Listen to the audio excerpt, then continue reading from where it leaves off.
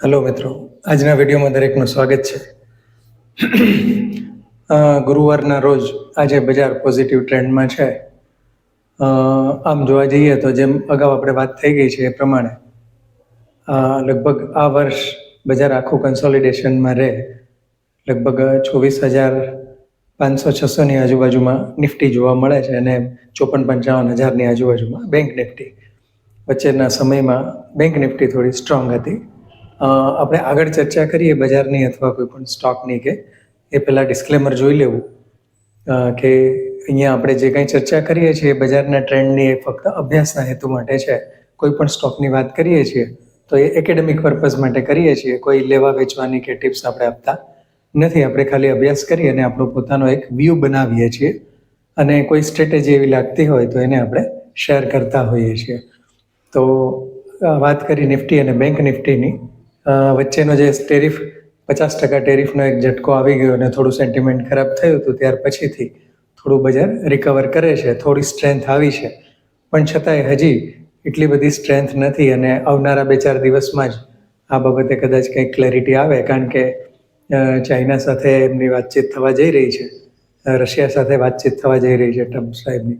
તો એમાં એમની વચ્ચે જો કંઈ સેટલમેન્ટ એવું થઈ જાય તો બની શકે, પણ બધી શક્યતાઓ તો ખુલ્લી છે આપણા માટે. કારણ કે આમ જોવા જઈએ તો ઘણા બધા દેશો સાથે એમણે ટેરિફની ડીલ ફાઇનલાઇઝ કરી, પણ આપણી સાથે કરવાના મચકમાં નથી. અને ઘણી વખત આમ ટૂંકા ગાળા માટે આપણને એવું લાગતું હોય કે આપણા દેશના વેપાર માટેની જે અગત્યની વસ્તુ છે ટેરિફની ડીલ એ થઈ નથી, પણ કદાચ એવું બને કે ન થવામાં પણ ઘણી વખત આપણું ભલું હોઈ શકે છે. કારણ કે મલ્ટીનેશનલ કંપનીઓ કઈ રીતે કામ કરતી હોય છે આપણે જોઈ લીધું છે.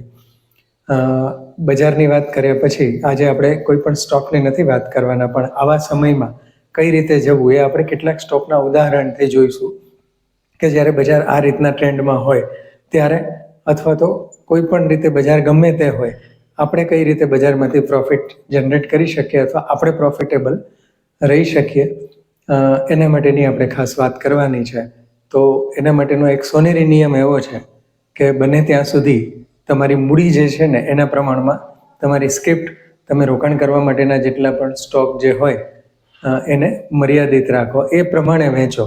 દાખલા તરીકે તમારી મૂડી જ 5-10 લાખની આજુબાજુની હોય અને તમે પોર્ટફોલિયો 25 સ્ટોકનો બનાવો તો સ્વાભાવિક છે કે એમાં તમે જસ્ટિફાઈ ના કરી શકો. પછી હા, મારી જેમ હોય, મારે દાખલા તરીકે મોમેન્ટમ સ્ટોકનો જે પોર્ટફોલિયો હોય છે કે જેમાં હું લેવેચ કરતો હોઉં અઠવાડિયે 10 દિવસે, અઠવાડિયામાં 2-3 વખત ટૂંકા ગાળા માટેનું, ભલે એ પણ રોકાણ જ હોય છે, એવું નથી કે ટ્રેડિંગ પોર્ટફોલિયો છે, પણ એ મોમેન્ટમ ઇન્વેસ્ટમેન્ટ કહેવાય કે જેને આપણે લીધા પછી કદાચ એવું બને કે 5 દિવસમાં પણ એમાંથી નીકળી જઈએ અને 3 મહિના 4 મહિના સુધી કે એકાદો ક્વાર્ટરના રિઝલ્ટ સુધી પણ આપણે વેઇટ કરતા હોઈએ છીએ. આ રીતનો જે પોર્ટફોલિયો હોય તો એમાં સ્ક્રિપ્ટ તો ઘણી વખત એવું બને કે 20-20, 22-22 હોય, પણ એના હોલ્ડિંગ જે છે ને ઓછા હોય, કારણ કે ઘણી સ્ક્રિપ્ટ ખાલી ભાવની મુવમેન્ટ માટે આપણે ટ્રેક કરવા માટે લીધેલી હોય છે. એની પ્રાઇસ મુવમેન્ટ જે કહેવાય કે એ રીતે આપણે ગોઠવી અને રાખતા હોઈએ છીએ કે જેથી કરીને આપણને ભાવની ખબર પડે અને નાનું એવું હોલ્ડિંગ હોય થોડું ઘણું, તો એટલે એમ સ્ક્રિપ્ટ વધે. બાકી એક્ટિવલી જોવા જઈએ તો મોમેન્ટમવાળો જે મારો પોર્ટફોલિયો છે એમાં રેગ્યુલરલી જોવા જઈએ ને તો 5થી વધારે કોઈ સ્ક્રિપ્ટમાં એક્ટિવલી કામ ન થતું હોય કે જેમાં દર અઠવાડિયામાં સોદો પડતો જ હોય, ક્યારેક 2 દિવસમાં એક વખત પણ પડતો હોય. એટલે સ્ક્રિપ્ટ જેટલી લિમિટેડ હોય તો એ આપણને ફાયદો કરે. અને નાની મૂડીવાળા જે છે રોકાણકારો, એમના માટે કોન્સન્ટ્રેટ પોર્ટફોલિયો જ વધારે બેનિફિટ કરે. કોન્સન્ટ્રેટ એટલે કે બને એટલી સ્ક્રિપ્ટ આપણે ઓછી રાખીએ એ પ્રમાણેની. અને પણ સ્ક્રિપ્ટ ઓછી રાખવામાં પાછી બીક પણ લાગે કે આપણે 4-5 સ્ક્રિપ્ટમાં જ કામ કરતા હોય તો ઘણી વખત એવું પણ બને કે બજાર અપ થતું હોય ને આપણી 5માંથી એક જ સ્ક્રિપ્ટ જે છે ફેવરેબલ રિટર્ન આપતી હોય ને બાકીની 4 જે છે એ કદાચ બજારને ઓલા પ્રમાણે ન કરતી હોય. પણ એના માટે જે 5 કે 6 સ્ક્રિપ્ટનું તમે નક્કી કરો એમાંથી 2 કે 3 સ્ક્રિપ્ટ જે કહેવાય ને 50% અથવા 40% સ્ક્રિપ્ટ બજારના ટ્રેન્ડમાં હોય એવી લેવાની હોય કે જે અત્યારે જેની ચર્ચા થતી હોય કે જેનો અત્યારે ટ્રેન્ડ હોય, હાઈ બનાવતા જતા હોય. દરેક વસ્તુનો જેમ સમય વચ્ચે હમણાં કેમ બેંકના સ્ટોક જે હતા એ બધા ખૂબ લાઇમલાઇટમાં હતા, અત્યારે ભલે હવે થોડા કન્સોલિડેટ થાય છે, હવે બહુ એટલા બધા અહીંયાથી આગળનું મૂવમેન્ટ નથી આપતા અને થોડા ઘણા કરેક્ટ થાય છે. પણ છતાં આ રીતે જે ટ્રેન્ડમાં હોય, વચ્ચે ડિફેન્સ માટેનું ટ્રેન્ડમાં હતું, મેટલ સાયકલ હમણાં પ્રમાણમાં સારું છે, તો ટ્રેન્ડિંગ સ્ટોક 40-50% જેવા હોવા જોઈએ કે જેથી કરીને બજાર વધે ત્યારે તમને પણ ફાયદો થાય અને તમારા સ્ટોક પણ 5 કે 6માં તમે એક્ટિવલી કામ કરતા હો એ સ્ટોકની અંદરથી તમે વચ્ચે વચ્ચે સાઇઝ પોર્ટફોલિયોની ઓછી કરતા રહેતા હો, પ્રોફિટ બુક કરતા હો. એ તમારે નક્કી કરવું પડે કે કેટલો પ્રોફિટ દેખાય ત્યારે એમાંથી 10-20%, 15% કે 30% હોલ્ડિંગ ઓછું કરવું, ડિપેન્ડ, એ સ્ક્રિપ્ટ ઉપર હોય છે. બાકી ભાવની વાત કરી, હા, અને આગળ વધીએ પહેલાં મોમેન્ટમ માટેની વાત કરી છે, તો એના માટે હું જેમાં ટ્રેડિંગ કરતો રહેતો હોઉં છું એવી સ્ક્રિપ્ટની વાત કરીએ તો એમાં ખાસ સીજી પાવર આવી શકે છે. સીજી પાવર ખાસ એ એક્ટિવલી એમાં કામ થતું રહેતું હોય છે. EID પેરીમાં થતું, પણ EID પેરીમાં હવે જે કહેવાય કે ટ્રાન્ઝેક્શન્સ ઓછા થઈ જાય છે કારણ કે 1150-1200નો ભાવ છે. એટલે હવે અહીંયાથી એ જેને કહેવાય કે હોલ્ડિંગ વધારવું કન્વિક્શન નથી થતું. વધારે કરેક્ટ થાય તો હોલ્ડિંગ વધારીએ, અને ઓલરેડી 700-750થી આપણે હોલ્ડ કરતા હોઈએ એટલે ઓબ્વિયસ છે કે એમાં થોડુંક સાઇઝિંગ આપણે કર્યું હોય, પોર્ટફોલિયોને થોડું રિડ્યુસ કર્યો હોય છે કારણ કે પ્રોફિટ પણ સાથે સાથે આપણે બુક કરતા જતા હોઈએ છીએ. એટલે EID પેરી, સીજી પાવર જે છે એ, અને એ સિવાયના જે સ્ટોક છે એમાં જ્યારે કરેક્શન આવે ત્યારે એમાં ખાસ કરીને એક આયન એક્સચેન્જ છે કે જેમાં કામકાજ થતું રહેતું હોય છે.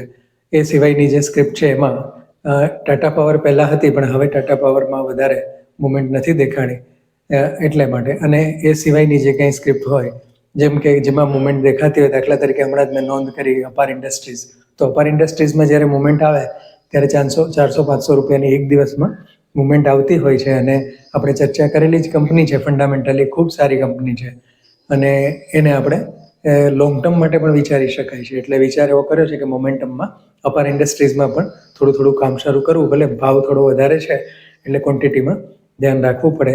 અહીંયા જે કંઈ આપણે વાતચીત કરીએ છીએ કોઈ લેવા વેચવાની સલાહ નથી, પણ ખાસ એક ગાઈડન્સ છે કે આ ટાઈમે કઈ રીતે ભલે નાનો પ્રોફિટ તો નાનો પ્રોફિટ પણ આપણે જનરેટ કરી શકીએ. બજાર ગમે તે ડાયરેક્શનમાં જતું હોય, પણ ખાસ કરીને 2-3 વસ્તુની જરૂર પડે. એક ડિસિપ્લિન અને એક ધીરજ રાખવાની, અને એક રાઈટ સ્ટ્રેટેજી.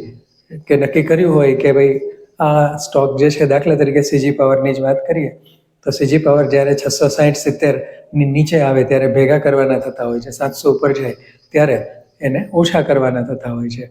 પણ પછી 620 સુધી આવે કે 615ને તોડે, કારણ કે એ બાજુ મોટો સપોર્ટ હોય અથવા તો એની મૂવિંગ એવરેજ હોય, તો ત્યારે પછી થોડું વેઇટ કરી જવું પડે. પછી એવું ના થાય કે 600ને તોડે તો પણ તમે ક્વોન્ટિટીને લીધે જ જતા જાઓ, તો પૈસા આપણી પાસે મર્યાદિત છે. એટલે જો એ પછી ત્યારથી નીચે જાય તો પછી એને લેવા માટેની રેન્જ છે કે આપણને 570 પણ મળી શકે. આ એક ખાલી ઉદાહરણ છે, કોઈ લેવા વેચવાની કે એક્ઝેક્ટલી ફિગર નથી, પણ આ એક સમજવા માટે ખાલી વાત છે કે આ રીતે આપણે પોર્ટફોલિયોમાં ચેન્જીસ કરતા રહેતા હોય તો પ્રમાણમાં રિટર્ન સારું જનરેટ કરી શકાય છે. અને હમણાં છેલ્લેના 2 વિડીયોમાં જે કોઈ મિત્રોની કોમેન્ટ્સના જવાબ રહી ગયા છે, જે કોઈ સ્ટોક છે, આમ જોવા જઈએ તો બહુ આનંદની વાત એવી છે કે લગભગ મોટાભાગની કોમેન્ટવાળા સ્ટોક ઇન્ટરેસ્ટિંગ જ હોય છે. બહુ ઓછા એવા સ્ટોક છે કે જે એમ લાગે કે આના વિશે આપણે બહુ ધ્યાન આપવા જેવું નથી. એટલે એનો ખાસ કરીને એ બધા સ્ક્રિપ્ટનો એક વિડીયો ટૂંક સમયમાં જ આવી જશે. અને બાકી પણ હજી કોઈ ક્વેશ્ચન્સ હોય, કોઈના જૂના ક્વેશ્ચન્સ ન લેવાના હોય તો ફરી એક વખત આ વિડીયોમાં પણ કોમેન્ટ કરીને મોકલી આપશો, એટલે યાદીમાંથી કોઈ પણ કોમેન્ટનો કે કોઈ સ્ટોક રહી ન જાય. એટલા માટે આના ઉપરથી એક વસ્તુ એ ખ્યાલ આવે છે કે જે કંઈ સબસ્ક્રાઈબર વર્ગ છે આપણો, કે જે કોમેન્ટ કરે છે, કે જે વિડીયો જુએ છે, એ પ્રમાણમાં લર્ન્ડ અને વ્યવસ્થિત રોકાણકારો હોય એવું લાગે છે મોટા ભાગના.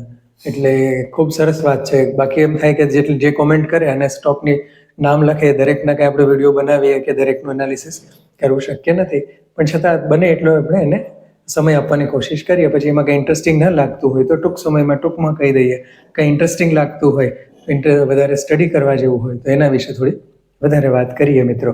તો આ વિડીયો કેમ લાગ્યો એ ચોક્કસ જણાવશો, અને કોમેન્ટ અને લાઈક કરજો મિત્રો. જય હિન્દ, ધન્યવાદ.